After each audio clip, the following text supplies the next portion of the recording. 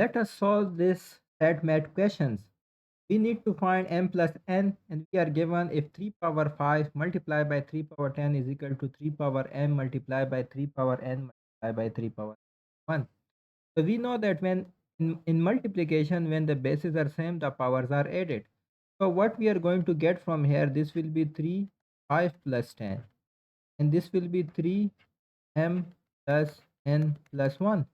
Now, on the both sides of the equal side, if the bases are same, we can equate powers because this is equal to 5 plus 10. So 5 plus 10 is equal to m plus n plus 1.